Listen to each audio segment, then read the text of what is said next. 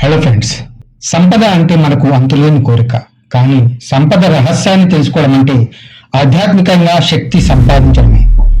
ఈరోజు మనం కుబేరుడి ఆంతర్యాన్ని తెలుసుకుందాం. దేవతలలో కూడా సంపదకు ఆరాధ్యుడు అయిన కుబేరుడు తన శివుల రహస్యం ఎలా పొందాడో, మనకు ఏమి నేర్పుతున్నాడో ఇక్కడ తెలుసుకుందాం. ఆది పురాణ కాలం విష్ణుడు, శివుడు వంటి మహాదేవతల పూజలో కుబేరుడు ఒకసారి యజ్ఞంలో జన్మించాడు. అతను యజ్ఞంలో జన్మించాడంటే అతనికి సంపదకు సంబంధించిన అనేక కర్మలు ఉన్నాయన్నది ఒక గొప్ప చిహ్నం. సంపద అంటే కేవలం బంగారం లేదా వజ్రాలు కాదు, అది జీవితంలో సంతోషం, ప్రశాంతత మరియు దైవానుగ్రహం.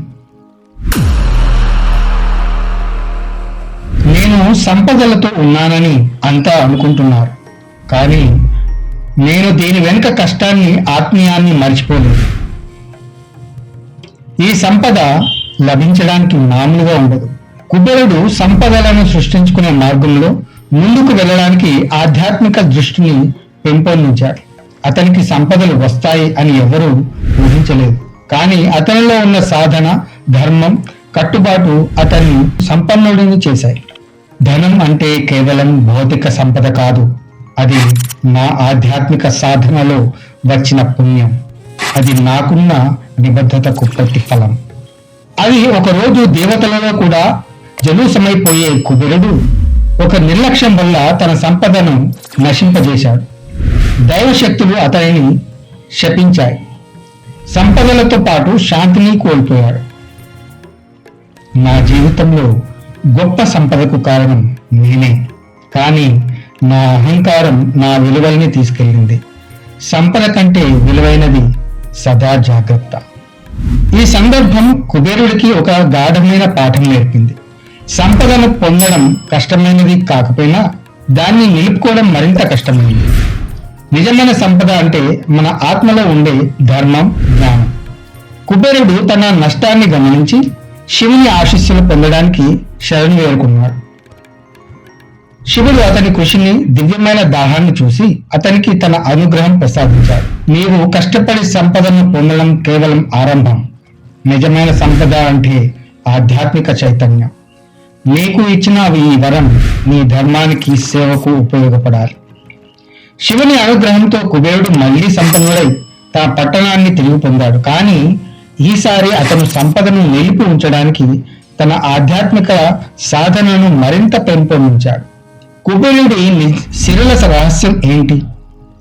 అది కేవలం భౌతిక సంపద కాదు, అది తనలో పెంచుకున్న ధర్మం, దైవాన్ని ఆరాధించడం, నిత్య సాధన, ఆత్మీయ జీవన విధానం. నిజమైన సంపద అంటే సిరి కాదు, అది ఆత్మ ప్రశాంతి, ధర్మాన్ని పాటించడం, లోకసేవ చేయడం. ధనం లభించేది ఆధ్యాత్మిక మార్గంలో కృషి చేసే వారికి మాత్రమే. సంపదను పొందడం కంటే దానిని నిలబెట్టుకోవడమే అసలైన విజయం. కుబేరుడి కథలోని పాఠం సంపద అంటే కేవలం భౌతికమైనది కాదు, అది ఆత్మకు ఆహారం అందించే సాధన. కుబేరుడు ఒక ఆర్థిక దేవత మాత్రమే కాదు, అతను సమాజానికి ఆదర్శంగా నిలిచాడు. అతని కథ మనకు జీవన మార్గంలో న్యాయంగా, ధర్మంగా ఉండడం ఎంత ముఖ్యమో తెలియజేస్తుంది. కుబేరుడు తన సంపదను వినయంగా, సేవగా ఉపయోగించి ఆదర్శంగా నిలిచాడు కూడా. సంపద అంటే దానిని సక్రమంగా వినియోగించడం. నిజమైన ధనవంతుడు ఆస్తిని సృష్టించేవాడు కాదు, ఆస్తిని సేవలో పెట్టేవాడు. ఈ రోజు మన జీవితాల్లో కుబేరుడి బోధనలు ఎంతో అవసరం. మనం సంపద కోసం కష్టపడుతున్నప్పుడు ఆ ధనం వాస్తవంగా మన ఆనందానికి కారణమా, లేక మన దాహం ఇంకా పెరుగుతున్నదా? కుబేరుడు తన జీవన విధానంలో మనకు చూపిన పాఠం అదే. సంపదను పొందడానికి ముందు మనలో ఉన్న ధర్మాన్ని, పరమార్థాన్ని గుర్తించాలి. ఎంత కష్టపడి సంపాదించినా మనకు ప్రశాంతి లేదు. ఎందుకు? మనసు ఎప్పుడు ప్రశాంతంగా ఉండట్లేదు. ధనం కావాలని ఎప్పుడు తపన పడుతూనే ఉన్నాం.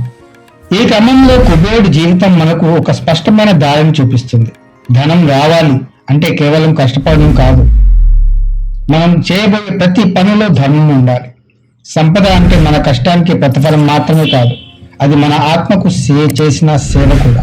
భక్తులు కుబేరుడిని ఆరాధించడం ద్వారా ఎలాంటి ఫలితాలు పొందుతారో తెలుసుకుంటారు. కానీ కుబేరుడి అనుగ్రహం పొందటం అనేది కేవలం బంగారం లభించడం మాత్రమే కాదు. నిజమైన సంపద అంటే శాంతి, మన కుటుంబం సుఖశాంతులు, మన ఆధ్యాత్మిక సాధన ఫలితాలు. కుబేరా, నీ కృపతో నాకు ధనం కలగలేదు, కానీ నా కుటుంబం సంతోషంగా ఉంది, నా మనసు ప్రశాంతంగా ఉంది. ఇదే నిజమైన సంపద. సంపద అంటే ప్రతి ఒక్కరికి భిన్నంగా ఉంటుంది. కొన్నిసార్లు అది బంగారం రూపంలో ఉండవచ్చు, కొన్నిసార్లు మనం కుటుంబ సంతోషం రూపంలో ఉండవచ్చు. కానీ కుబేరుడు చెప్పినట్లు నిజమైన సంపద అంటే మన ఆత్మను తృప్తిపరిచే సంపద. కుబేరుడి ఆరాధనతో అనేక మంది ధనం మరియు ఆస్తి పొందుతారు.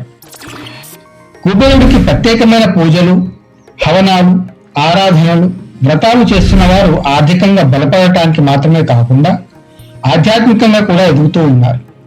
ఈ సంపద నా కోసం కాదు, నా ప్రజల కోసం. కుబేరుడి కృపతో నేను నా పాదంలో ఉన్న ప్రతి ఒక్కరికి సుఖ సంపదలు అందించాలని సంకల్పించాను. కుబేరుడి ఆరాధన ఒక వ్యక్తికి మాత్రమే కాదు, అది సమాజానికి కూడా ఉపయోగపడాలి. ధనం పొందినప్పుడు దానిని సేవకు వినియోగించడం కుబేరుడి మార్గం. ఆ ఆరాధనలోనే సిరులు నిలిచిపోతాయి. మీరు కూడా కుబేరుడి సిరులు పొందాలనుకుంటున్నారా? నిజమైన శ్రేయస్సు పొందాలనుకుంటున్నారా? కుబేరుడు మనకు నేర్పిన పాఠం సులభం కాదు, కానీ అదే నిజమైన రహస్యం. నేను ఎప్పటి నుంచో కష్టపడుతున్నాను, కానీ నిజమైన ధనం ఇంకా లభించలేదు. కుబేరుడి బోధనలతో నా జీవన మార్గంలో కొత్త వెలుగును చూడగలను. మీరు కుబేరుడిని ఆరాధించాలంటే మీ కష్టంలో ధర్మం ఉండాలి. సంపద అనేది కేవలం కష్టపడి సంపాదించడం కాదు, అది ధర్మానికి కట్టుబడిన ఆత్మీయ వ్యక్తికి లభిస్తుంది. కుబేరుడు మనకు చెబుతున్నది అదే. సంపద అంటే మన శాంతిని, సంతోషాన్ని గెలుచుకోవడం. ఈ వీడియో మీకు నచ్చినట్లయితే దయచేసి సబ్స్క్రైబ్ చేయండి, లైక్ చేయండి, షేర్ చేయండి. అలాగే మీ సపోర్ట్ మాకు అందిస్తున్నందుకు అందరికీ ధన్యవాదాలు. కొత్త వారు తప్పకుండా సబ్స్క్రైబ్ చేసుకోగలరు. మరో వీడియోలో కలుద్దాం. ధన్యవాదాలు.